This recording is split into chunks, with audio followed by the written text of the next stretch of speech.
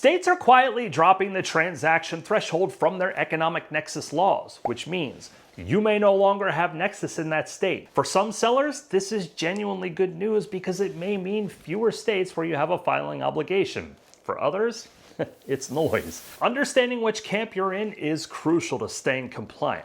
We track these changes closely on behalf of our clients, and today we're walking through what's happening, what states are involved, and what it actually means for your business. After the Supreme Court's 2018 Wayfair decision, states were given the green light to require out-of-state sellers to collect and remit sales tax based purely on economic activity. No physical presence required. Most states that enacted economic nexus laws set a dual threshold: $100,000 in sales or 200 separate transactions into that state. Either one triggered the obligation. The 200 transaction rule was designed to catch sellers who might not hit the dollar threshold, but were still doing meaningful volume in a state. In practice though, it ended up pulling in a lot of small sellers with high order counts and modest revenue. Sellers making $40 or $50 average transactions who crossed 200 orders before they were anywhere near $100,000 in sales. For those sellers, the compliance burden was real, even when the revenue was relatively small. States have been taking notice, and the trend is now clearly moving towards simplification.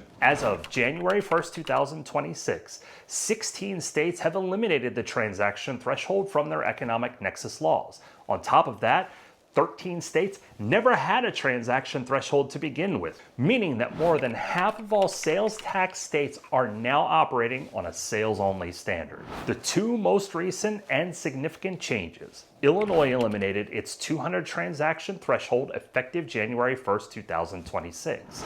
Economic nexus in Illinois is now triggered solely by crossing $100,000 in sales over the previous 12 months. The transaction count is gone entirely, and Kentucky is following suit with its transaction threshold eliminated effective August 1st, 2026.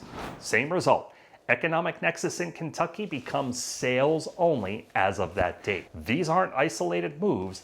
This is a part of a sustained national shift. More states are expected to follow in the coming years as the compliance community continues to push for simplification. And here's the important question: does any of this change anything for your business? The answer depends on one thing: why you have Nexus in those states in the first place. If you cross the economic nexus threshold in Illinois or Kentucky based on both sales and transaction count, these changes don't affect your obligations. You still have Nexus and you're still required to collect and file. If you have physical Nexus in either state with employees, inventory, a warehouse, or any kind of physical presence, the transaction threshold change is also irrelevant to you. Physical Nexus exists independently and isn't going anywhere. But if the only reason you registered in Illinois or Kentucky was because you crossed 200 transactions without reaching the $100,000 in sales, and you have no physical presence in that state, then your situation just changed. You may no longer have economic nexus obligations in that state at all. If you're in that last group, deregistration is worth considering. But there are a few things to think through carefully before going down that road. First, honestly assess whether you're likely to cross the $100,000 sales threshold in the future.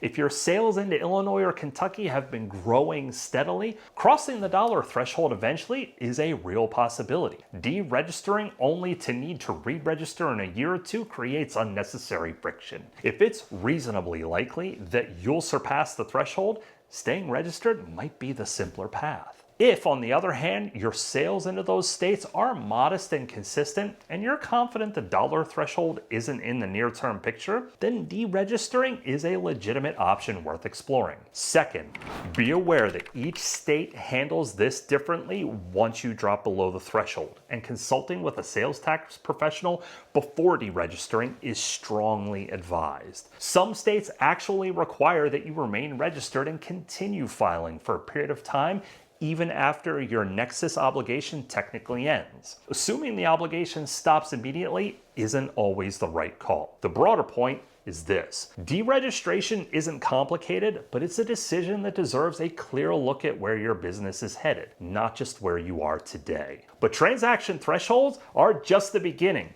The way states treat digital products is also changing. And for more information on that, check out this video. And remember, when in doubt, always consult with a sales tax professional.